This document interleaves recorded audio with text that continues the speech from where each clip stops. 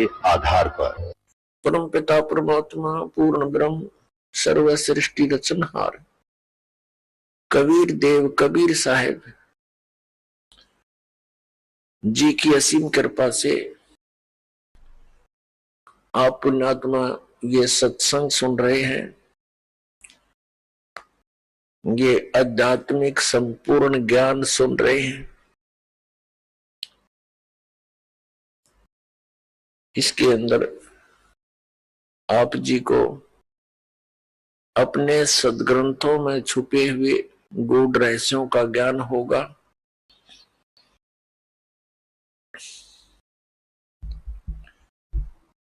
और सत्संग में आने से प्राणी को पता चलता है कि मनुष्य जीवन का क्या उद्देश्य है। सत्संग के अंदर बहुत ही पुण्यकर्मी प्राणी ही आया करते हैं। सत्संग में पता चलता है कि मानुष जन्म पाके जो नहीं रटे हरि नाम, और जैसे कुआ जल बिना बनवाया क्या काम। परमात्मा हमें याद दिलाते हैं, मनुष्य जीवन प्राप्त करके यदि प्राणी परमात्मा की भक्ति नहीं करता, उसका जीवन ऐसे व्यर्थ है जैसे जिस कूप में, जिस कुएं में जल ना हो, बाकी उसकी सारी स्ट्रक्चर खड़ा हो, पक्का कुआ कर रखा हो, बढ़िया उसके ऊपर बाल्टी रखी हो, लेकिन जल नहीं है तो यूजलेस है। ठीक इसी प्रकार मनुष्य जीवन प्राप्त प्राणी यदि परमात्मा की भक्ति नहीं करते हैं तो उनका जीवन उस कूप रहित, उस जल रहित कूप के तुल्य है। अब उस कुएं का नाम कुआ अवश्य है, लेकिन गुण कुएं के नहीं है। ठीक इसी प्रकार जो मनुष्य शरीरधारी प्राणी परमात्मा की भक्ति नहीं करता, उसका नाम मनुष्य अवश्य है, लेकिन गुण मनुष्य के नहीं है। अपने आत्माओं हम देखते हैं कि परमात्मा के चाहने वाली पुण्यात्माओं की कमी नहीं। जहां भी जिस संत के पास देखते हैं लाखों की संख्या में ये पुण्यात्मा कल्याण कराने के लिए, कल्याणार्थ वहां पहुंच जाते हैं। और जो भी वो गुरुदेव साधना बताते हैं, क्रियाएं बताते हैं, वो श्रद्धालु पूर्ण श्रद्धा के साथ करते हैं। और जो बिल्कुल भक्ति नहीं करते उनकी भी कमी नहीं। पुण्यात्मा जो भक्ति बिल्कुल नहीं करते वो तो बिल्कुल अपना मनुष्य जीवन का नाश कर ही रहे हैं। साथ में जो भक्ति कर रहे हैं और शास्त्र विधि त्याग कर मनमाना आचरण करते हैं, अज्ञानी गुरुओं के पास बैठे हैं, तो वो भी बहुत बड़े धोखे में है। वो भी अपना जीवन नाश कर रहे हैं। तो पुण्यात्माओं, परमात्मा के पाने के लिए प्रयत्नशील प्राणी इस बात से परिचित होता है कि परमात्मा गुरु के बिना नहीं मिल सकता, इसलिए गुरुओं की आवश्यकता पड़ी। और गुरु बनाने के लिए हम इन महापुरुषों के पास पहुंच गए।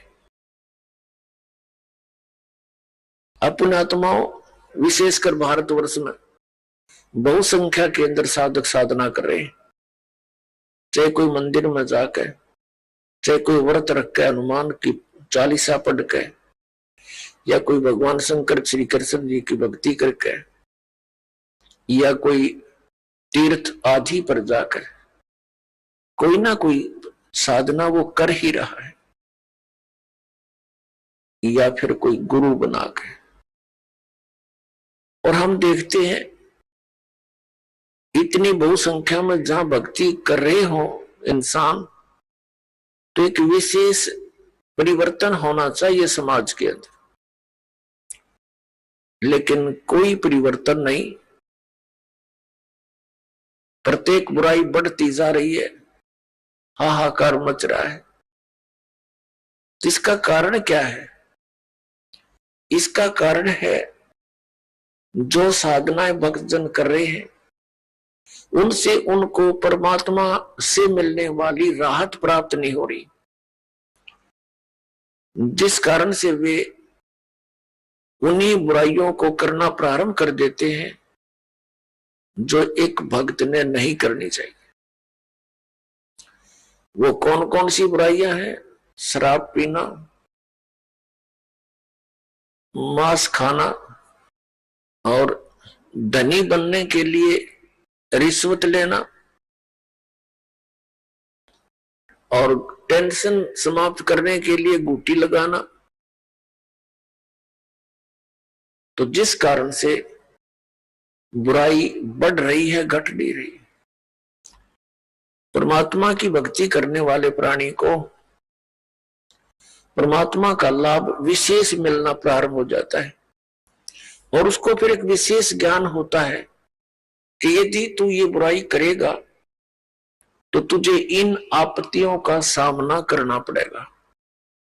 फिर वो इस डर से उन बुराइयों को नहीं करेगा कि ये पाप है, और फिर परमात्मा उसको एक विशेष लाभ देगा।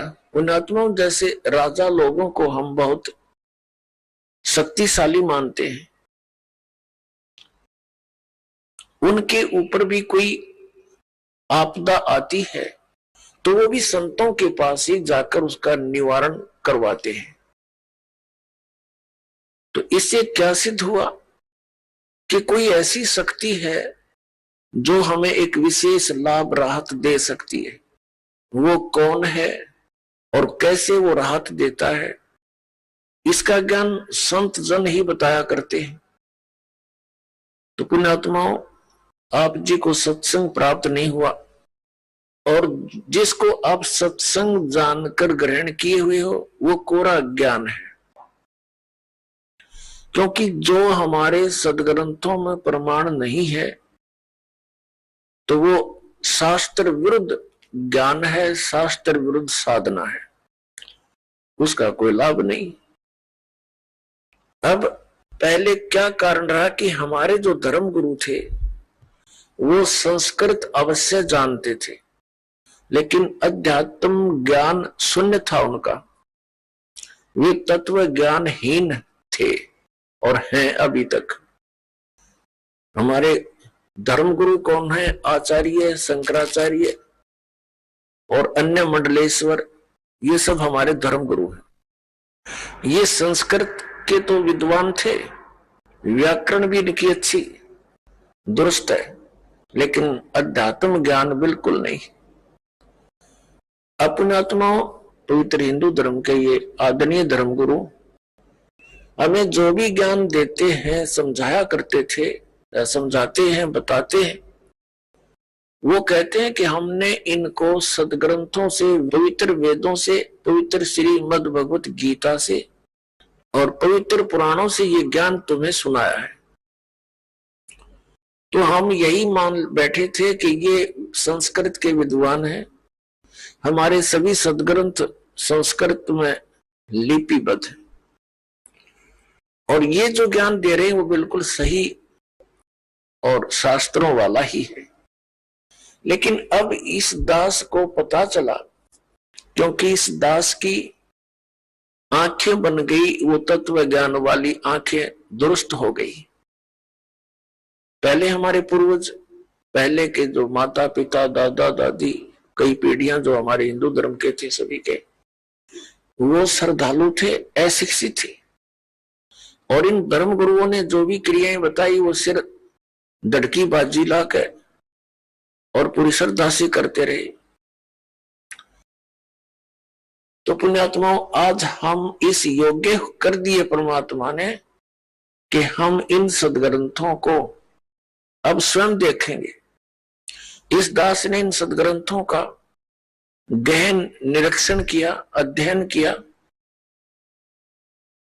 तो उसमें क्या पाया कि हमारे जितने भी धर्मगुरु, हिंदू धर्म के धर्मगुरु, ऋषि, महर्षि,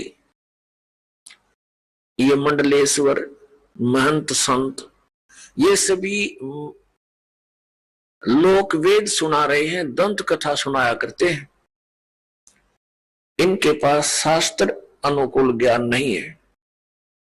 ये वेदों, गीता और पुराणों के विपरीत ज्ञान हमें दे रहे हैं और नाम इन्हीं सदग्रंथों का ले रहे हैं।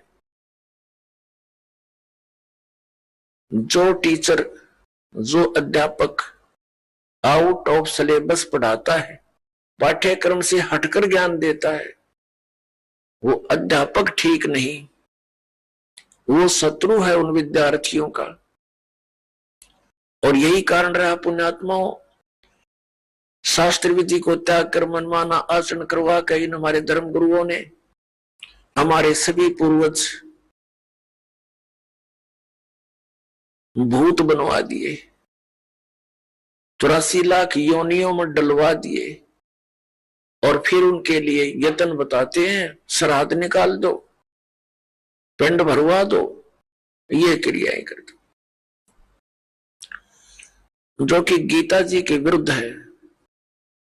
श्रीमद् भगवद गीता अध्याय नंबर 9 श्लोक नंबर 25 में कहा कि जो भूत पूजते हैं वो भूतों को प्राप्त होंगे। ये श्राद्ध निकालना, पिंड भरवाना, 13वीं करना और अस्थि प्रवाह करना, गति कराने के अर्थ, तो ये सब भूत पूजाएं हैं। इनके करने वाले भी भूत ही बनेंगे। देवताओं की पूजा करने वाले देवताओं को प्राप्त होंगे, पितरों की पूजा करने वाले पितर बन जाएंगे। गीता ज्ञानदाता कहता है कि मेरी भक्ति करने वाला मुझे प्राप्त होगा। तो हमने भगवान की भक्ति त्याग कर ये भूत पूजा शुरू कर दी, श्राद्ध आदि निकालना, जिस कारण से हम शास्त्रीय विधि त्याग का मनमाना आचरण करते रहे और महान कष्ट को उठाते रहे। अपनात्मा, अध्यापक किसे कहते हैं, टीचर किसे कहते हैं? अध्यापक अपने जॉब का मास्टर होता है, उसको टीचर बोलते हैं, अध्यापक कहते हैं, मास्टर कहते हैं। जो जिन धर्म गुरुओं को समाज ने खुली छुट्टी दे दी कि तुम सदग्रंथ पढ़ो और हमें सुनाओ और हमें वो परमात्मा का ज्ञान जो सदग्रंथों में विद्यमान वो बताओ, उनको फ्री कर दिया, उनको दक्षिणा देनी शुरू कर दी कि अपना निर्वाह भी करते रहो दक्षिणा से और फ्री हो तुम, पढ़ो अच्छी तरह इन सदग्रंथों और हमें बताओ। तो उन्होंने, हमारे धर्म गुरुओं ने सदग्रंथों को पढ़ा अवश्य और इनको कंठस्थ याद भी कर लिया संस्कृत भाषा में, लेकिन इनको वेदों, गीता और पुराणों का कख भी पता नहीं। इन आचार्यों को और इन शंकराचार्यों को, इनको अध्यात्म ज्ञान नहीं। इनको तो ज्ञान होगा कहां से? जिन भगवानों को ये पूजते हमारे आचार्य और धर्म शंकराचार्य, और हमें उन्हीं को पूजने की सलाह देते हैं कि ये भगवान है। कौन? श्री ब्रह्मा, श्री विष्णु, श्री शंकर भगवान आदि। और इनको ये परमात्मा बताते हैं, भगवान बताते हैं, ईश बताते हैं और इनकी पूजा स्वयं भी करते, हमें भी करने की सलाह देते हैं। तो इन भगवानों को अध्यात्म ज्ञान नहीं, श्री विष्णु को, श्री ब्रह्मा को, श्री शंकर जी को।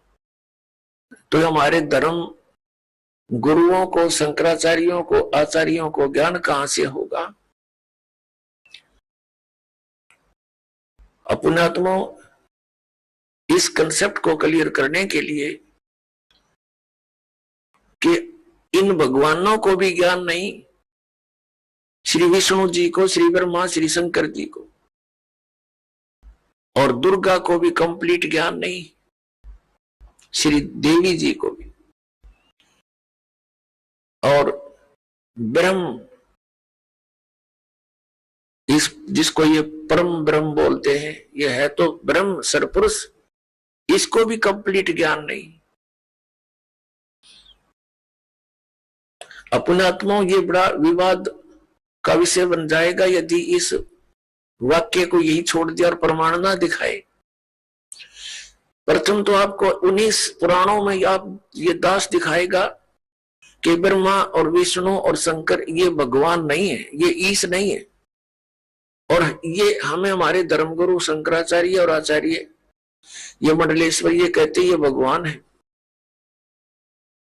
तो इन्होंने हमारे साथ कितना धोखा किया है। प्रथम तो ये दिखाते हैं कि श्री विष्णु, श्री ब्रह्मा और श्री शंकर जी को, और सतयुग से लेकर आज तक के गुरुओं ब्राह्मणों को, ये शंकराचार्य और आचार्य सारे ब्राह्मण ही है। ब्राह्मण पुण्यात्माओं को जाति सूचक नहीं है। ब्राह्मण वो व्यक्ति है जो अध्यापक पद पर विराजमान है, जो उस कर्म को कर रहा है। जैसे 4 वर्ण बनाए, ब्राह्मण, वैश्य, अक्षत्रिय और शूद्र। अपने आत्माओं, जैसे आज कोई ब्राह्मण का लड़का और मिलिट्री में वो भर्ती है फौज में, तो ब्राह्मण वर्ण में अवश्य है, लेकिन वो ब्राह्मण कर्म नहीं, वो तो क्षत्रिय है। ऐसे ही कोई वैश्य का लड़का मिलिट्री में भर्ती है, तो वर्ण वैश्य अवश्य है उसका, लेकिन कर्म वैश्य नहीं है। इसी प्रकार अन्य समझे, कोई शूद्र का लड़का और मिलिट्री में भर्ती है तो वो अक्षत्रिय है, शूद्र वर्ण में अवश्य जन्मा है। तो कर्म से ही ये क्रियाएं और ये जाति बनी है। तो जो धर्म गुरु हैं वही ब्राह्मण कहलाते हैं, चाहे वो किसी मजहब जाति का हो। हम, मेरे पूज्य गुरुदेव जी ब्राह्मण वर्ण में जन्मे थे, लेकिन वो अपने आप को ब्राह्मण नहीं कहते थे। हरियाणा के अंदर जिला भिवानी और चरखी दादरी के पास एक बड़ा पैतावास गांव है, वहां से ब्राह्मण वर्ण में जन्मे थे। और हमारे दादा गुरुजी से उनकी भेंट होगी, वो उनसे प्रेरणा पाकर घर त्याग कर चले गए, और वो अपने आप को संत कहते थे, ब्राह्मण नहीं। और मेरे दादा गुरुजी जाट थे, गांव छावला के, दिल्ली में, और वो जाट होते हुए ब्राह्मण कहलाए, पंडित कहलाए, क्योंकि वो काशी विद्यापीठ से पढ़कर 4 विषय के आचार्य बन गए थे। गांव गोपालपुर, खरखोदा के पास, जिला सोनीपत में एक छोटा सा गांव है गोपालपुर, उसके अंदर आश्रम बना हुआ हमारे दादा गुरु जी का। उस पर लिखा है पंडित चिदानंद जी आश्रम। जाट होते हुए पंडित जी कहलागे, वो गुरु थे, ब्राह्मण बन गए। ब्राह्मण कर्म था उनका। तो पुण्यात्माओं, ये जो ब्राह्मण वर्ण वर्ग में है, ऋषि महर्षि, ये ब्राह्मण कर्म करने वालों पर ही समझो अप्लीकेबल है। दास के ये जो ज्ञान है, वचन है, अन्य पर नहीं। तो अब सबसे पहले आपको दिखाते हैं कितना ज्ञान था ब्रह्मा विष्णु महेश को, और कितना ज्ञान था इस सतयुग के ब्राह्मण, सतयुग से लेकर आज तक के ब्राह्मण गुरुओं को। आपके रूबरू कराते हैं उन्हीं पवित्र सदग्रंथों में। पुण्यात्माओं, परमात्मा का पाना बहुत ही आसान है, मोक्ष भी बहुत ही सिंपल है, क्योंकि यह साधना बहुत सीधी सादी है।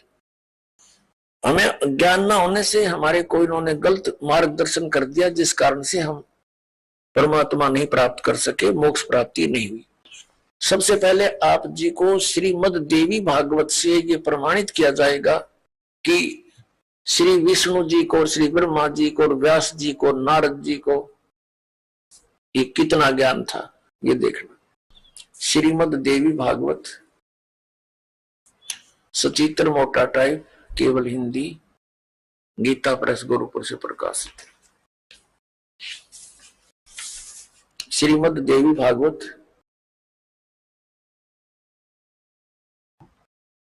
संपादक हनुमान प्रसाद पोदार, चिमनलाल गोस्वामी।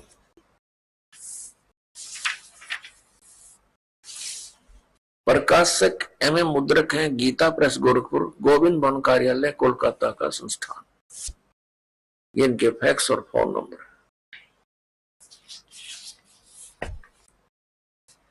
ये देखिएगा 28 नंबर पृष्ठ पे, ये पहला स्कंद है, संक्षिप्त देवी भागवत पहला स्कंद। नारद जी ने कहा, ये नारद जी और व्यास जी की गोष्ठी हो रही है। नारद जी ने कहा, व्यास जी तुम इस विषय में जो पूछ रहे हो ठीक ही प्रश्न मेरे पिताजी ने भगवान श्री हरि से किया था। देवा अधिदेव भगवान जगत के स्वामी हैं। लक्ष्मी जी उनकी सेवा में उपस्थित रहती हैं। दिव्य कोष्ठमणि उनकी शोभा बढ़ाती है। वे शंख चक्र गदा लिए रहते हैं, पीतांबर धारण करते हैं, 4 भुजाएं।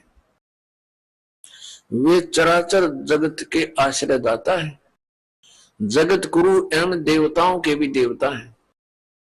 ऐसे जगत प्रभु भगवान श्री हरि महान तप कर रहे थे, उनकी समाधि लगी थी। यह देखकर मेरे पिता ब्रह्मा जी को बड़ा आश्चर्य हुआ। अतः उन्होंने उनसे जानने की इच्छा प्रकट की। ब्रह्मा जी ने पूछा, प्रभु आप देवताओं के अध्यक्ष, जगत के स्वामी और भूत भविष्य एवं वर्तमान सभी जीवों के एकमात्र शासक हैं। भगवान फिर आप क्यों तपस्या कर रहे हैं और किस देवता की आराधना में ध्यान मग्न है? मुझे असीम आश्चर्य तो यह हो रहा है कि आप देवेश्वर एवं सारे संसार के शासक होते हुए भी समाधि लगाए बैठे हैं। ब्रह्मा जी के विनीत वचन सुनकर भगवान श्री हरि यानी विष्णु जी कहने लगे। अब हम 29 पृष्ठ पर आ गए। पहला स्कंद। श्री हरि ने उनसे कहने लगे, ब्रह्मन सावधान होकर सुनो। विष्णु जी बताने लगे ब्रह्मा जी को, मैं अपने मन का विचार व्यक्त करता हूं। देवता, दानव, मानव सब यही जानते हैं कि तुम सृष्टि करते हो, मैं पालन करता हूं और शंकर संहार किया करते हैं। किंतु फिर भी वेद के पारगामी पुरुष अपनी युक्ति से यह सिद्ध करते हैं कि रचने, पालने और संहार करने की यह योग्यता जो हमें मिली है, इसकी अधिष्ठात्री शक्ति देवी है। वे कहते हैं कि संसार की सृष्टि करने के लिए तुम में राजसी शक्ति का संचार हुआ है, मुझे सात्विक शक्ति मिली है और रुद्र में तामसी शक्ति का आविर्भाव हुआ है। उस शक्ति के अभाव में तुम इस संसार की सृष्टि नहीं कर सकते, मैं पालन करने में सफल नहीं हो सकता और रुद्र संहार कार्य करने होने में भी, रुद्र से संहार कार्य होना भी संभव नहीं। ब्रह्मा जी हम सभी उस शक्ति के सहारे यानी दुर्गा के सारे ही अपने कार्य में सदा सफल होते। सुवर्त प्रत्यक्ष और परोक्ष दोनों उदाहरण में तुम्हारे सामने रखता हूं, सुनो। यह निश्चित है कि उस शक्ति के अधीन होकर ही मैं इस शेष नाग की सैया पर सोता और सृष्टि करने का अवसर आते ही जाग जाता हूं। मैं सदा तप करने में लगा रहता हूं, उस शक्ति के शासन से कभी मुक्त नहीं रह सकता। मैं सदा तप करने में लगा रहता हूं, ये ध्यान रखना। उस शक्ति के शासन से कभी मुक्त नहीं रह सकता। कभी अवसर मिला तो लक्ष्मी के साथ सुख पूर्वक समय बिताने का सौभाग्य प्राप्त होता है। मैं कभी तो दानवों के साथ, राक्षसों के साथ युद्ध करता हूं। अखिल जगत को भय पहुंचाने वाले दैत्यों के विकराल शरीरों को शांत करना मेरा परम कर्तव्य हो जाता है। और यहां कमाल कर दिया विष्णु जी ने अपने अध्यात्म ज्ञान का। मुझे सब प्रकार से शक्ति यानी दुर्गा जी के अधीन होकर रहना पड़ता है। उन्हीं भगवती शक्ति का मैं निरंतर ध्यान किया करता हूं। ब्रह्मा जी, मेरी जानकारी में इन भगवती शक्ति से बढ़कर दूसरे कोई देवता नहीं। अब ये है श्री विष्णु जी के आध्यात्मिक ज्ञान का निष्कर्ष। श्री विष्णु जी कह रहे हैं कि मैं दुर्गा से, श्री दुर्गा जी से ऊपर किसी भगवान से परिचित नहीं हूं। मेरे अध्यात्म ज्ञान में यह सबसे बड़ी देवता भगवान है। अपना तो आपने इसी लेख में पढ़ा,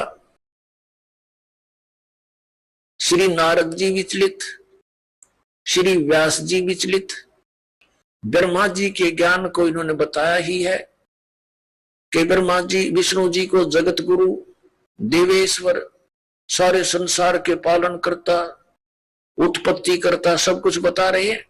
और ये क्या निष्कर्ष दे रहे हैं विष्णु जी कि मैं तो दुर्गा के अधीन हूं और घोर तप करता हूं। ये तप करके क्या करते हैं, बैटरी चार्ज कर लेते हैं, फिर राक्षसों के साथ लड़ते हैं, फिर इनकी बैटरी डिस्चार्ज हो जाती है, सिद्धियों से लड़ते हैं और फिर ऐसे चार्ज करते हैं।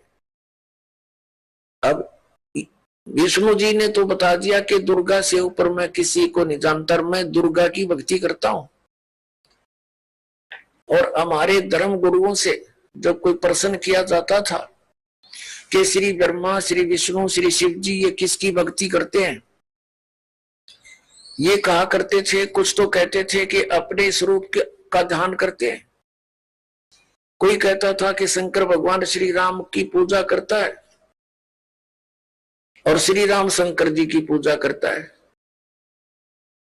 और कोई कहता कि नहीं, ये किसकी पूजा करते हैं, ये तो स्वयं है। अब आपके समक्ष है कि श्री विष्णु जी दुर्गा जी की पूजा कर रहे हैं और इनको सुप्रीम पावर बता रहे हैं, सुप्रीम गॉड, सबसे बड़े भगवान, देवता। अब दुर्गा जी क्या बताती है, इसके भी दो वचन सुनते हैं। ये देखिएगा 7वां स्कंद संक्षिप्त देवी भागवत 562 पृष्ठ पे। यहां देवी के द्वारा हिमालय को ज्ञानोपदेश, ब्रह्म स्वरूप का वर्णन। श्री देवी जी क्या कहती है, श्री देवी जी कहने लगी, पर्वतराज अब मैं तुझे ब्रह्म के बारे में जानकारी, पहले तो इसने अपने बारे में बताया, लेकिन फिर कहती है नहीं, उस ब्रह्म का क्या स्वरूप है यह बतलाया जाता है, जो प्रकाश रूप, सबके अत्यंत समीप में स्थित, हृदय रूप गुहा में स्थित होने के कारण गुहाचर नाम से प्रसिद्ध और महान पद अर्थात परम प्राप्य है। वह समस्त प्रजा के ज्ञान से परे है, अर्थात किसी की बुद्धि में आने वाला नहीं है, यह तुम जानो। जो परम प्रकाश रूप है, जो सूक्ष्म से भी अत्यंत सूक्ष्म है, जिसमें संपूर्ण लोक और उन लोकों में निवास करने वाले प्राणी स्थित है, वही यह अक्षर ब्रह्म है, वही सबके प्राण है, वही सबकी वाणी है और वही सबका मन है। वह यह परम सत्य और अमृत अविनाशी 563 पृष्ठ पा रहे हैं, 7वां स्कंद पढ़ रहे हैं। वह अमृत अविनाशी तत्व है, सौम्य। देवी जी कह रही है, उस वेदने योग्य लक्ष्य का तुम वेदन करो, मन लगाकर उसमें तन्मय हो जाओ। सौम्य उपनिषद में कथित महान अस्त्र रूप धनुष लेकर उस पर उपासना द्वारा तीक्ष्ण किया हुआ बाण संधान करो और फिर भावानुगत चित्त के द्वारा उस बाण को खींचकर उस अक्षर रूप ब्रह्म को लक्ष्य बनाकर वेदन करो। प्रणव माने ओम धनुष है, जीवात्मा बाण है और ब्रह्म को उसका लक्ष्य कहा जाता है। अब इसमें क्या कहा है, श्री देवी जी कह रही है हिमालय राजा को कि मनुष्य को चाहिए ओम नाम का जाप करे और ब्रह्म पाने का उद्देश्य रखे। इतनी सी बात, और कुछ नहीं। आगे देखो, इसी में फिर हम यहां आ जाते हैं नीचे। उस एकमात्र परमात्मा को ही जाने, दूसरी सब बातों को छोड़ दे। अब देवी जी, दुर्गा जी अपनी साधना को भी कहती है वो भी छोड़ दो, केवल एक उसी परमात्मा की भक्ति करो। यही अमृत रूप परमात्मा के पास पहुंचाने वाला पुल है। संसार समुद्र से पार होकर अमृत स्वरूप परमात्मा को प्राप्त कराने का यही सुलभ साधन है। यहां कहा कि इस आत्मा का ओम के जप के साथ ध्यान करो। इससे अज्ञान में मैं अंधकार से सर्वथा परे और संसार समुद्र से पार जो ब्रह्म है उसको पा जाओगे, तुम्हारा कल्याण। वो कहां रहता है? हम 563 पढ़ रहे हैं। वह यह सब का आत्मा ब्रह्म, ब्रह्मलोक रूप दिव्य आकाश में स्थित है। वह ब्रह्म ब्रह्मलोक में रहता है, इसका सीधा सा अर्थ है। अपनात्मा, ये तो अध्यात्म ज्ञान हो गया दुर्गा जी का। ये क्या बता रही है? श्री देवी जी कह रही हिमालय राजा को कि और सब पूजाएं त्याग दे, केवल एक ब्रह्म की पूजा कर, उसका ओम नाम है। उस साधना से तू ब्रह्म लोक को प्राप्त होगा। अपनात्मा, श्री मद भगवत गीता जी का ज्ञान ब्रह्म ने ही दिया श्री कृष्ण जी में प्रवेश करके। अब वो ब्रह्म क्या बोलता है? श्रीमद् भगवत गीता अध्याय नंबर 8 के श्लोक नंबर 13 में कहता है कि ओम इति एकाक्षरम। ये देखिएगा, आपको इन सदग्रंथों से रूबरू करेंगे तभी आपको विश्वास होगा इस दास की बातों पर। ये है श्रीमद् भगवत गीता, जयदयाल गोविंद का इसके अनुवादक हैं, गीता प्रेस गोरखपुर से प्रकाशित। अध्याय नंबर 8 के श्लोक नंबर आपको 13 दिखाते हैं। अध्याय नंबर 8 श्रीमद् भगवत गीता, और यहां देखो 13वां श्लोक। ये 13वां श्लोक है। ओम इति एकाक्षरम ब्रह्म व्यवहारन माम अनुसमरण ये प्रयाति तजंदेहम स याति परमाम गतिम। अब गीता ज्ञान दाता ब्रह्म है। ये कहता है कि माम ब्रह्म, मुझ ब्रह्म का ओम इति एकाक्षरम, ये ओम यह एक अक्षर है। व्यवहारन अनुसमरण, उच्चारण करके सुमन करता हुआ, ये प्रयाति तजंदेहम, जो शरीर छोड़कर जाता है, स याति परमाम गतिम, वो परम गति को प्राप्त होता है, जो ओम से मिलने वाली परम गति है। वो क्या है? वो श्री देवी जी ने स्पष्ट कर दिया कि ब्रह्मलोक प्राप्ति होगी। गीता जी अध्याय नंबर 8 के श्लोक नंबर 16 में स्पष्ट किया है कि ब्रह्मलोक पर्यंत ये सभी लोग पुनरावृत्ति में है, यानी वहां गए हुए प्राणी भी लौटकर संसार में आते हैं, जन्म मृत्यु समाप्त नहीं होती। ये देखिए अध्याय नंबर 8 ही पढ़ रहे हैं हम श्रीमद् भगवत गीता का, और ये 16 नंबर है। हे अर्जुन, ब्रह्मलोक पर्यंत सब लोग पुनरावृत्ति में हैं। अब पुनरावृत्ति का इन्होंने यहां पर विश्लेषण किया सटार से, अर्थात जिनको प्राप्त होकर पीछे संसार में आना पड़े, ऐसे पुनरावृत्ति इसको कहते हैं। अपने आत्मा, अब ये ब्रह्म क्या बताता है? गीता अध्याय नंबर 4 के श्लोक नंबर 5 और से 9 तक ये क्या कहता है कि अर्जुन, तेरे और मेरे बहुत जन्म हो चुके हैं, तू नहीं जानता, मैं जानता। श्रीमद् भगवत गीता अध्याय नंबर 2 के श्लोक नंबर 12 में भी ये यही स्पष्ट करता है कि अर्जुन, तू और मैं और ये राजा लोग पहले भी जन्मे थे, आगे भी जन्म होगा, ये ना सोच कि हम वर्तमान में ही हैं। और गीता जी अध्याय नंबर 10 के श्लोक नंबर 2 में ये खुद कहता है कि मेरी उत्पत्ति को ये देवता लोग, ऋषि लोग ये नहीं जानते, क्योंकि ये मुझसे उत्पन्न हुए हैं। अब ये ब्रह्म जो है, इसको सरपुरुष भी कहते हैं, और कबीर परमेश्वर जी ने इसको काल भगवान कहा है। और इसने खुद गीता जी अध्याय नंबर 11 के श्लोक नंबर 32 में स्वीकारा है कि मैं काल हूं अर्जुन, और अब प्रवृत्त हुआ हूं। तो ये काल जो है, ये गीता जी का ज्ञान दे रहा श्री कृष्ण जी में प्रवेश करके। श्री कृष्ण जी को तो पता ही नहीं मैंने गीता में बोला क्या था। पुण्यात्मा, इस दास के वचन आपको सारे उठ पटांग से लगेंगे एक बार तो, लेकिन धैर्य से सुनते रहना। प्रमाण देखोगे गदगद हो जाओगे, दांतों तो उंगली दबाओगे कि बैठा बैठा दिया हमारे आचार्य और शंकराचार्यों ने सारा गलत ज्ञान सुना के। कख भी नहीं पता इन आचार्यों शंकराचार्यों, हमारे हिंदू धर्म के गुरुओं को आज तक, ऋषि में ऋषियों को सतयुग से लेकर आज तक इनको कख भी पता नहीं वेदों और गीता का। अब आपको दिखाते हैं श्रीमद् भगवद गीता,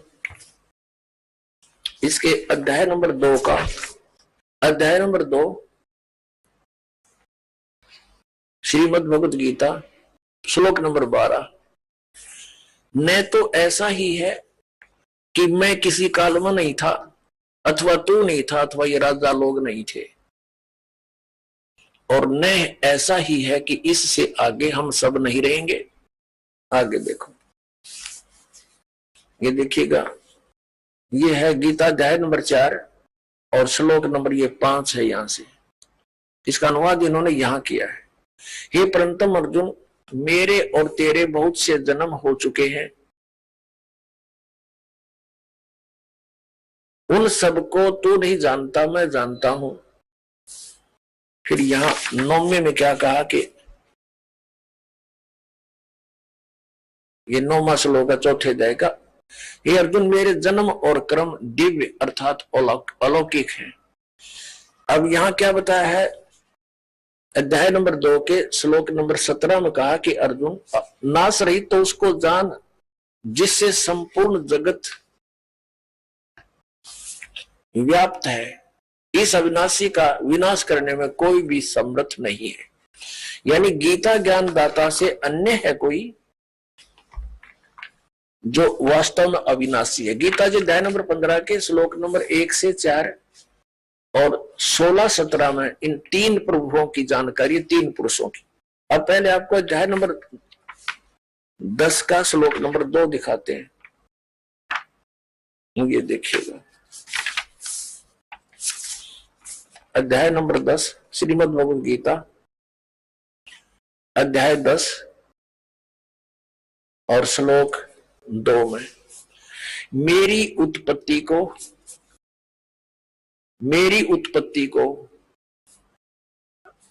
ये जो भी लिखते हैं प्रभाव माने उत्पत्ति को न देवता लोग जानते हैं, न मैं ऋषिजन ही जानते हैं, क्योंकि मैं सब प्रकार से देवताओं का और मैं ऋषियों का आदि कारण। अब ये क्या स्पष्ट हो गया कि गीता ज्ञान दाता ये ब्रह्म है, सरपुरुष है। श्री कृष्ण जी में प्रवेश करके ये बोल रहा है, ये कहता मेरा जन्म तो हुआ है, उत्पत्ति तो हुई है, लेकिन ये ब्रह्मा विष्णु महेश ये ऋषि नहीं जानते, क्योंकि ये इससे ही उत्पन्न हुए हैं। ये इनकी संतान, इसकी संतान है ब्रह्मा विष्णु महेश, इस ब्रह्म के पुत्र हैं, और दुर्गा इन ब्रह्मा विष्णु महेश जी की माता है, श्री दुर्गा जी।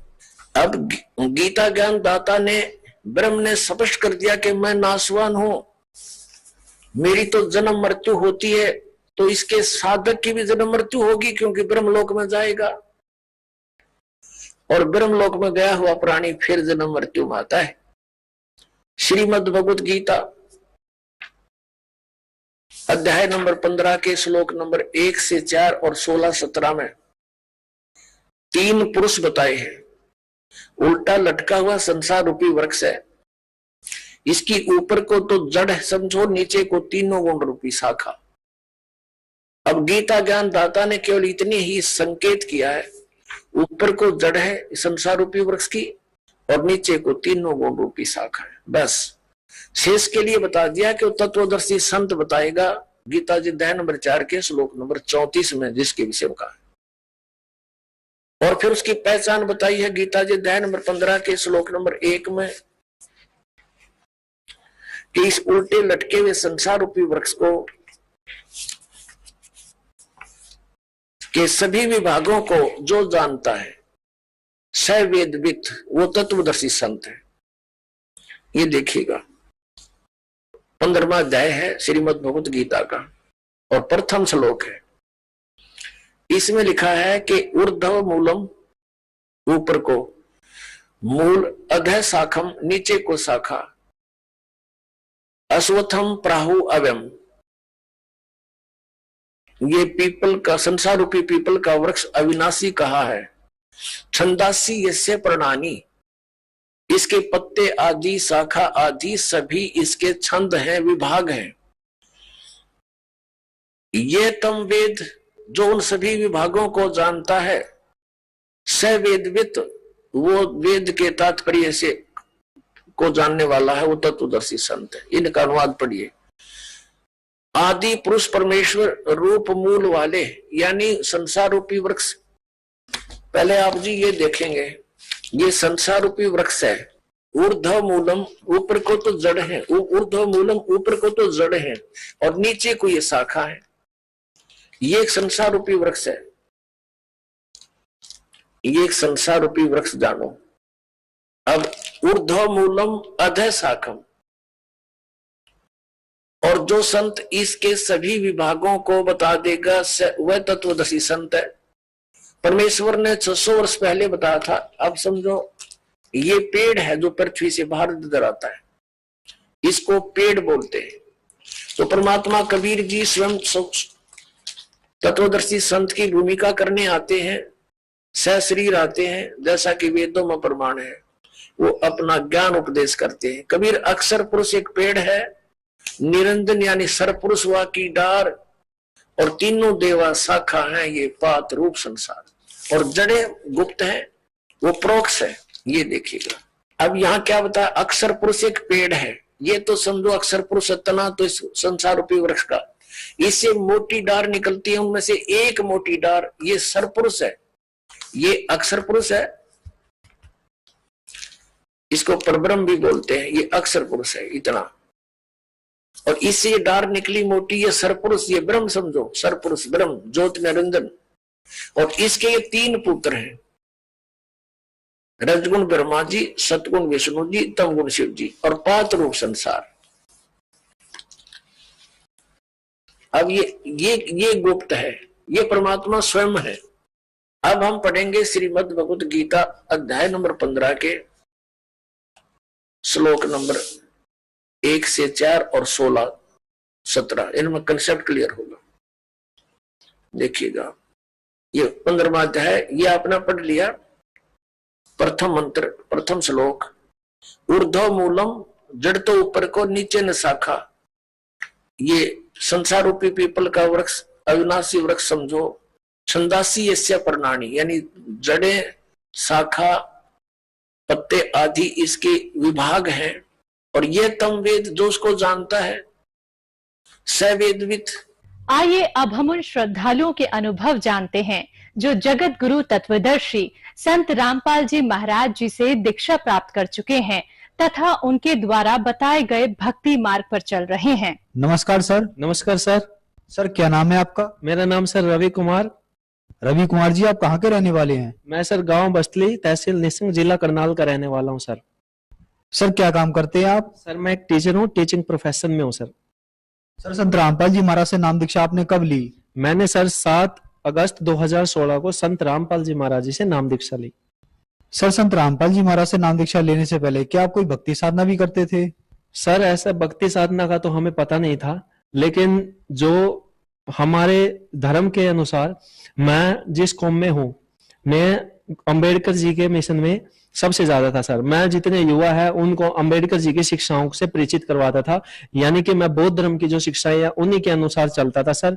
और मेरा मानना यह था कि जो धार्मिकता है, पाखंडवाद है, इन्होंने देश का नाश करके रख दिया है। तो मैंने अपने समाज को, अपने युवा वर्ग को शिक्षित करना है और इन बुराइयों से दूर करना है। अभी जो जितने भी धार्मिक गुरु हैं, मेरे को उनमें कोई भी आस्था नहीं थी। न ही मैं रविदासिया धर्म में पैदा हुआ हूं, मेरे को खुद रविदास जी में भी आस्था नहीं थी, और ना ही मैं उनके आगे कभी शीश झुकाता था। उसका कारण यह था कि मेरे अंदर इतना जहर भरा हुआ था। बौद्धिक जो बौद्ध धर्म की शिक्षाएं थी, मैं उनके अनुसार ही चलता था। मेरे अंदर इतना ज्यादा कचरा भरा हुआ था, मेरे को ये नहीं पता था कि भाई जो अध्यात्म मार्ग है, इन संतों ने अब बहुत ज्यादा सामाजिक सुधार करने की कोशिश की है और ये परमात्मा का खेल कुछ अलग है। मेरे को सिर्फ इतना ही पता था कि इंसान को यहाँ अपना कर्म करना है और खुद मेहनत करके इन सभी जो बुराइयां हैं उनको दूर करना है। सर फिर आप संत रामपाल जी महाराज की शरण में कैसे आए? संत रामपाल महाराज जी के शरण में आना मेरे लिए एक वरदान साबित हुआ। उसका कारण यह था कि मेरे माता पिता संत रामपाल जी महाराज जी से 2016 में ही, मुझसे पहले 8 महीने पहले ही जुड़ गए थे। तो जब वो संत रामपाल महाराज जी से जुड़े तो मैंने उनका विरोध करना शुरू कर दिया कि आप किस संत को घर में उठा के ले आए, ये सभी पाखंडवाद है, ये इसने इतना जेल में ये संत हैं और इसके बावजूद भी आप इनको यहाँ घर में लेके आ गए और इससे हमारी इमेज भी बहुत खराब हो रही है, क्योंकि हम अंबेडकर जी का मिशन को मानते हैं, बौद्धिक धर्म की जो 22 प्रतिज्ञाएं हैं उनको मानते हैं, और आप इस संत को इस घर में लेके आ गए, हमारे को समाज वाले क्या कहेंगे। मैंने उनका इतना विरोध किया भगत जी, बहुत ज्यादा विरोध किया। तो मेरे माता पिता कहते थे कोई बात नहीं, इसको आप अपना काम करो, हम अपना काम करेंगे, लेकिन उसके बावजूद भी मैं उनको बहुत ही बुरा कहता था उसके बारे में। लेकिन जब वो आरती वगैरह करते थे, कई बार मेरे मन में, मैं घर आता जाता रहता था तो निकलते वक्त मेरे को आरती बड़ी अच्छी लगती थी। तो कई बार क्या हुआ था, मैं जब अंदर से खाली था, बहुत ज्यादा दुखी था, तो मैं जहां पर संत रामपाल जी महाराज जी के मेरे माता पिता जोत लगाते थे, दंडवत प्रणाम करते थे उनका, वो गर्मियों के दिन थे, बाहर पड़े होते थे, सोए रहते थे और अंदर से लाइट ऑफ रहती थी। तो मैं संत रामपाल जी महाराज के आगे रोता था, दंडवत प्रणाम करता था चोरी चुपके, उनको नहीं बताता था, मैं खुद रोता था चुपके। भाई अगर आप परमात्मा, आपकी वाणी मेरे को आकर्षित करती है तो आप हमारी समस्याओं का समाधान कर लीजिए, अगर आप पूर्ण संत है तो हमें अपनी शरण में बुला लीजिए। और मैं संत रामपाल महाराज जी की जो किताबें हैं उनके सामने मैंने कभी नहीं पढ़ी, क्योंकि मैं अपनी बेइज्जती समझता था अगर मैं अपने माता पिता के सामने इस किताब को पढ़ूंगा। तो मैं चोरी चुप के ज्ञान गंगा जो पुस्तक है उसको पढ़ता था, मैं जानने की कोशिश करता था कि ऐसे इस पुस्तक में क्या है, कि जो भी ज्यादा इसी का प्रचार हो रहा है कि ज्ञान गंगा पुस्तक पढ़नी चाहिए, इसमें कुछ ऐसा लिखा है, देवी देवताओं के बारे में लिखा है। तो मैं खुद भी देवी देवताओं का बहुत तगड़ा विरोधी था, तो मैंने सोचा। और दूसरा पॉइंट ये था, ये कबीर साहब को परमात्मा बताते थे, संत रामपाल जी जो महाराज है वो कबीर साहब को परमात्मा बताते थे। मैंने कहा कबीर साहब है जो, वो तो उन्होंने तो पाखंडवाद का बहुत तगड़ा विरोध किया है और उन्होंने डंके की चोट पर उस समय के धार्मिक गुरुओं को भी पूरा चुनौती दी है। तो इनके जो दोहे हैं वो आकर्षित करते थे हमें। जैसे कुछ दोहे कबीर साहब के हैं कि ये आपा लिपा आपा पोता आप बनाई ओई, और उस पर बुढ़िया पोते मांगा तेरी अकल कड़क होई। तो मेरी ये जो ये दोहे थे कबीर साहब जी के, मेरे को बहुत अट्रैक्ट करते थे कि ये कबीर साहब ने भी कहा, फिर भी इतने लोग पागल हुए हैं, मतलब इनकी वाणियों को क्यों नहीं समझते। तो फिर मैंने एक दिन मैं पढ़ा हुआ था, तो मैंने मेरी माँ बाहर पड़ी हुई थी, मैंने अपनी माता जी से कहा कि माँ मैं कुरुक्षेत्र जाना चाहता हूँ। तो वो खुश हो गई कि कुरुक्षेत्र क्या काम है तेरे को। मैंने कहा बस मुझे काम है। तो मेरे माता जी और मैं और एक गांव से भगत जी कुरुक्षेत्र नामदान सेंटर पे आए और हमने यहाँ पे संत रामपाल जी महाराज जी से 7 अगस्त 2016 को नाम दीक्षा ग्रहण की। सर हमने सुना है कि जो भी श्रद्धालु संत रामपाल जी महाराज से नाम दीक्षा लेते हैं उन्हें कोई ना कोई लाभ जरूर प्राप्त होते हैं, चाहे बात आध्यात्मिक हो, भौतिक हो, मानसिक हो या शारीरिक हो। तो क्या संत रामपाल जी महाराज से नाम दीक्षा लेने के बाद आपको भी कुछ ऐसे लाभ प्राप्त हुए? जैसे सर संत रामपाल महाराज जी के शरण में आया, जैसे मैंने आपको बताया कि मैं हमारे घर में इतना 25 साल का इतना ज्यादा झगड़ा रहता था, कलेश रहता था कि मैं अपनी बहुत ज्यादा नियंत्रण खो बैठता था। हम भूत बाधा की प्रॉब्लम से हमारे घर में मैं अपनी मम्मी तक पे हाथ उठा देता था, उसको पीटता था। हमारे घर वो मुझे पीटती थी, मैं उनको पीटता था। इतना ज्यादा गुस्सा था कि कई दिन हमारे घर में रोटी नहीं बनती थी, खाना नहीं खाते थे, स्कूल में ऐसे ही चले जाते थे। इतना ज्यादा गुस्सा था, क्लेश था। और मैं बाद में सोचता था कि ये क्या हो रहा है। मैं खुद भगत जी अपने जो बाल हैं उनको खुद ही हाथों से मैं खींच लेता था। इतना ज्यादा गुस्सा आता था मेरे को, मेरा गुस्सा बिल्कुल शांत नहीं होता, छोटी सी बात पे मेरे को गुस्सा आ जाता था। तो संत रामपाल महाराज जी ने सबसे बड़ी दया मेरे गुस्से को कंट्रोल किया। पता नहीं कहां कहां लेके गई मेरी माँ, मेरे को पानीपत लेके गई। एक बहुत तगड़ा मौलवी था भगत जी, वो भी बैठा था। वो कहने लगा कि मैं आपके घर की समस्याओं का समाधान नहीं कर सकता, आपके घर पे इतनी तगड़ी बहुत बाधा है कि मैं आपके घर पे बिल्कुल भी किसी प्रकार का कोई भी जंतर मंत्र कुछ नहीं कर सकता। तो मैंने जो 2 बार हैंगिंग किया भगत जी, 2 बार फांसी लेने की कोशिश की है, मेरे को ऐसा होता था कि जैसे ये लटक जा, बस मर जा, अभी मर जा। और इतना गुस्सा होता था कि मैं खुद भी 2 बार मैंने फंदा लगाया, और जो पड़ोसी थे उन्होंने उठाया, मैंने अपने नस भी काटे, अपने चक्कू मारे, जो चाकू होते हैं वो भी मैंने अपने शरीर पर डाले भगत जी। और उस दरमियान मेरे को इतना ज्यादा प्रॉब्लम हुई भगत जी, बहुत ज्यादा। मैंने कई बार सुसाइड इतनी बार करने की कोशिश की, घर से स्कूल से अगर जाता था, मेरी माँ यही बोलती थी, क्योंकि इतनी तंग आ गई थी भगत जी मेरे से, कि मैं परमात्मा से ये विनती करती हूँ कि आज कॉलेज या स्कूल से बेटे तेरी लाश ही आई, क्योंकि तुम जिस माँ पे तूने हाथ उठाया है ना, मेरा तूने बहुत ज्यादा अपमान किया है, और मैं एक बेटे इससे अच्छा तू पैदा ही नहीं होता जो तू मुझे मारता। और मैं इतना मारता था भगत जी, एक बार मैंने उसको गुस्से में इतना ज्यादा बुरी तरह मारा कि उनकी बाजू है ना जो, वो तोड़ दी थी। और बहुत ज्यादा मेरे को बाद में पछतावा होता था, लेकिन जब गुस्सा आता था तब मैं कंट्रोल में नहीं रह पाता था। संत रामपाल महाराज जी ने ये बहुत बड़ी दया बख्शी है कि आज मैं बहुत शांत हूं। मेरी मम्मी भी, मेरी माता जी हैं जो, वो भी बिल्कुल शांत है, परिवार भी बिल्कुल शांत है। और दूसरा लाभ भगत जी ये हुआ कि हमें जो हमारे 25 साल की भूत बाधा थी, जिसको सभी ने हाथ जोड़ दिया था कि ये अब किसी के पास जाने से दूर नहीं होगे, और इस बात का पूरा गांव भी गवाह है। जब हमारे घर में लड़ाइयां इतनी ज्यादा हुआ करती थी तो सारे चौक पे खड़ा होकर देखा करते थे। मैं पीटता था अपनी माँ को, या मेरी मम्मी मुझे पीटती थी, या पूरे घर में ऐसा माहौल हो जाता था कि खाना तक नहीं बनता था भगत जी। तो इस भूत बाधा की प्रॉब्लम से हमें संत रामपाल जी महाराज जी ने निजात दिलाई है। दूसरा लाभ यह भगत जी, हमें आध्यात्मिक लाभ हुआ। मुझे नहीं पता था कि परमात्मा कौन है, क्या है, क्योंकि मैं बिल्कुल नास्तिक था। क्योंकि बौद्ध धर्म की शिक्षा है वो कहते हैं परमात्मा है ही नहीं है, परमात्मा कहीं नहीं है। उसके लिए अपना समय व्यर्थ ना करें, और सिर्फ हमें अपना कर्म करना चाहिए। और इसी आस में मैंने वो धर्म चुना था। लेकिन उस धर्म में भगत जी मैंने इतनी ज्यादा यातनाओं का सामना करना पड़ा है ना, कि मैं आज खुद भी उन बातों को सोचता हूं तो बहुत ज्यादा मुझे भी गिलानी महसूस होती है कि अगर उस समय मैं संत रामपाल जी महाराज जी के ज्ञान को एक्सेप्ट कर लेता, अगर आ जाता, तो इतनी सारी समस्याओं का, इतने सारे दुखों का मुझे सामना नहीं करना पड़ता था। और मैं परमात्मा संत रामपाल जी महाराज जी का तहे दिल से शुक्रिया अदा करना चाहता हूं कि उन्होंने बहुत बड़ी अनहोनी हमारे घर में होने से बचा ली, वरना इतनी ज्यादा लड़ाई में, इतनी ज्यादा क्लेशों में किसी की जान चली जा सकती थी भगत जी। जैसे भगत जी मैंने आपको बताया कि मेरे गांव में 1 महीने में 25 से 30 मौतें हुई, वो भी सारी जुआने मौतें थी। कोई फांसी लेकर मर रहा था, कोई जहर खा के मर रहा था, कोई सड़क दुर्घटना में मर रहा था। इतनी मौतें हो रही थी कि वो रुकने का नाम नहीं ले रही थी। तो जो मेरे भाई जी की जो एक्सीडेंट हुआ था वो भी बहुत बड़ा था, तीन जगह से उनकी टांग टूटी हुई थी।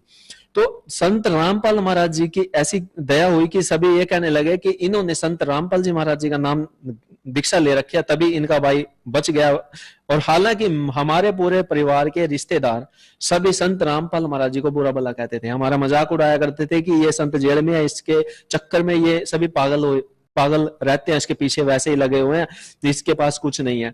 तो उस समय संत रामपाल महाराज जी का उन्होंने ये बोला कि वास्तव में कुछ ना कुछ तो इस संत में है, जो इस लड़के की एकमात्र एक ऐसा केस था जो ये ठीक हुआ है संत रामपाल जी की दया से। और बिल्कुल संत रामपाल जी ने, महाराज जी ने इतनी बड़ी दया बख्शी है कि उनको ठीक किया है। ये सबसे बड़ा संत रामपाल महाराज जी का लाभ था। अगला लाभ भगत जी ये हुआ कि हमारी जो आर्थिक स्थिति थी वो बहुत ज्यादा खराब थी। हमारे रिश्तेदार जितने भाई बंधु हैं, जो हमारे समाज के लोग हैं, उनको खुद भी पता था कि हमारे घर में, जिस घर में भगत जी आप समझदार हो, जिस घर में इतनी 25 साल से लड़ाई झगड़े रहेंगे, तो ऑब्वियसली सी बात है कि वहां पर आर्थिक स्थिति भी बहुत ज्यादा कमजोर हो जाती है। तो हमारे पढ़ने तक के पैसे नहीं होते थे भगत जी, इतना ज्यादा आर्थिक स्थिति कमजोर थी कि मैंने आपको बताया भी, मेरे ब्रदर का भी इलाज हमने सरकारी हॉस्पिटल में ही उनके 3 ऑपरेशन करवाए। तो हमारी अब संत रामपाल जी महाराज जी से नाम दीक्षा लेने के बाद आर्थिक स्थिति बहुत ज्यादा सुधर गई है। आज हमने 2 साल के अंदर परमात्मा ने इतना दया बख्शी है कि हमने बहुत ज्यादा विकास किया है, घर में भी तरक्की है, हमारे खुद के शारीरिक जो प्रॉब्लम थी, कष्ट थे, जो भूत बाधा थी, उसमें भी तरक्की है भगत जी। सर, जैसे कि आपने बताया कि आपकी शिक्षा में बहुत अच्छी रुचि है, इस बात को आपसे बेहतर कौन जानता होगा। लोग कहते हैं कि संत रामपाल जी महाराज से श्रद्धा के तहत जुड़ते हैं उनके अनुयायी, इन बातों के पीछे क्या सच्चाई है? नहीं सर, ये बात मानना बिल्कुल गलत है, तो क्योंकि मैं अपना खुद का उदाहरण दे चुका हूं। मैं संत रामपाल महाराज जी को बिल्कुल गलत मानता था कि ये संत जेल में है। पाखंडवाद में मैं इन संत को भी शामिल करता था कि ये जेल में है, इन्होंने भी देश का नाश किया हुआ। लेकिन मेरा मानना सभी भाई बहनों से ये है कि आज सारा एजुकेटेड समाज है। मैं ये चाहता हूं कि हम किसी संत का कोई भी हो, उसको पहले हमने ज्ञान समझना चाहिए, तभी हमें उनके बारे में पक्ष या विपक्ष में तर्क रखने चाहिए। बिना ज्ञान को समझे हमें किसी भी संत या कोई भी व्यक्ति है उसके बारे में गलत नहीं कहना चाहिए। क्योंकि मैं अपने आप से खुद से इतने, आज जब संत रामपाल जी का ज्ञान हुआ मुझे इतनी नफरत हुई भगत जी, जब मैंने नाम लिया मैं शुरू में बहुत ज्यादा रोता था कि परमात्मा मैंने आपके बारे में पता नहीं क्या क्या कहा, मतलब गलत बोला। भगत जी के साथ मेरे गांव में बहुत डिबेट भी हो गई थी इस मैटर पे। तो संत रामपाल महाराज जी के साथ पूरा एजुकेटेड समाज जुड़ा हुआ है, कोई भी अंधश्रद्धा भक्ति के तहत नहीं है। यहाँ पे तो परमात्मा का पहले ज्ञान बताया जाता है कि गीता में ये लिखा है, बाइबल में ये लिखा है, कुरान में ये लिखा है, और हमारे 4 वेद हैं उनमें ये लिखा है। यहाँ पे कोई ढोल के चिमटे वाला चक्कर नहीं है कि यहाँ पे आ जाओ, सत्संग सुन लिया, प्रसाद खा लिया, चले जाओ। ये वो सत्संग नहीं है। ये सत्संग है जो आत्मा के अंदर बिल्कुल गवाही देती है आत्मा की, ये संत का पूरा संत का सत्संग है। वास्तव में धरती पर यही संत है जो इतने संत इतनी ज्यादा नॉलेज से भरे हुए हैं, इतनी ज्यादा विद्वान पुरुष हैं, तो वो एक ही है। संत रामपाल जी महाराज जी का ज्ञान एक दिन चरम सीमा पर पहुंचेगा, और बहुत ही समाज सुधार में भी आध्यात्मिक ज्ञान का भी संत रामपाल जी ने तूफान ला रखा है। सर कुछ लोग कहते हैं कि संत रामपाल जी महाराज देवी देवताओं की पूजा छुड़वाते हैं, इन बातों के पीछे क्या सच्चाई है? नहीं सर, संत रामपाल महाराज जी देवी देवताओं की पूजा नहीं छुड़वाते हैं। जो लोग जिन लोगों का ये मानना है कि संत रामपाल जी महाराज जी देवी देवताओं की पूजा छुड़वाते हैं, तो उन्होंने को भ्रमित किया गया है समाज के, जगत के लोगों के द्वारा। अगर वो भक्तों के पास बैठेंगे, हमें संत रामपाल जी के द्वारा जो देवी देवता हैं उन्हीं के ही मंत्र दिए जाते हैं। और कबीर साहब जी की वाणी है, वो कहते हैं कि तीनों देवा कमल बसा, ब्रह्मा विष्णु महेश, प्रथम इनकी वंदना फिर सुन सतगुरु उपदेश। कि पहले इनकी हमने वंदना करनी है और फिर गुरु जी अपना मंत्र देंगे। तो पहले इन्हीं देवी देवताओं के हमारे गुरु जी मंत्र देते हैं। इसमें बिल्कुल भी सच्चाई नहीं है भगत जी। ये संत रामपाल जी के बारे में प्रोपगंडा फैला रखा है कि वो देवी देवताओं की भक्ति छुड़वाते हैं। ऐसा कुछ नहीं है, क्योंकि मैं खुद एजुकेटेड हूं, मैंने खुद देख लिया। मेरी तो इन देवी देवताओं में इतनी ज्यादा नफरत थी इनके प्रति, लेकिन अब संत रामपाल जी महाराज ने विधिवत जो मंत्र दिए हैं ना, हमारे शरीर में जो कमलों में गुरु जी ने बताए हैं, अगर संत रामपाल महाराज जी का अगर आप ज्ञान सुनेंगे सच्चे दिल से, तो आपके सारे कंसेप्ट क्लियर हो जाएंगे। अभी मैंने आपको बताया भी है, आप जगत की बातों को मत सुनिए। संत रामपाल महाराज जी के जो सत्संग है सभी टीवी चैनलों पे आते हैं, आप उनको देखकर निर्णय लीजिए कि क्या संत रामपाल महाराज जी देवी देवताओं को छुड़वाते हैं या नहीं छुड़वाते हैं, उनका ज्ञान क्या है और उनका उद्देश्य क्या है। सर संत रामपाल जी महाराज से कैसे जुड़ सकते हैं?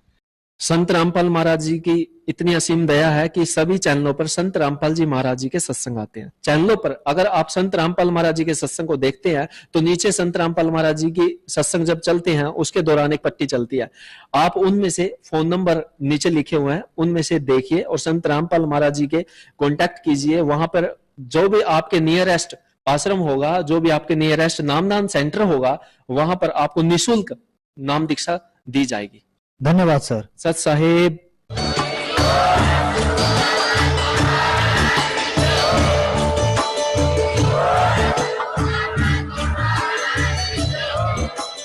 आप सुन रहे थे जगत गुरु तत्वदर्शी संत रामपाल जी महाराज जी के मंगल प्रवचन। अधिक जानकारी के लिए विजिट कीजिए हमारी वेबसाइट www.jagatgururampalji.org। संत रामपाल जी महाराज जी के शुभ आशीर्वाद से पूरे विश्व भर में 500 से भी ज्यादा नाम दीक्षा केंद्र हैं, जिन पर संत रामपाल जी महाराज जी द्वारा ऑनलाइन निःशुल्क नाम दीक्षा दी जा रही है। अपने नजदीकी नाम दीक्षा केंद्र का पता करने के लिए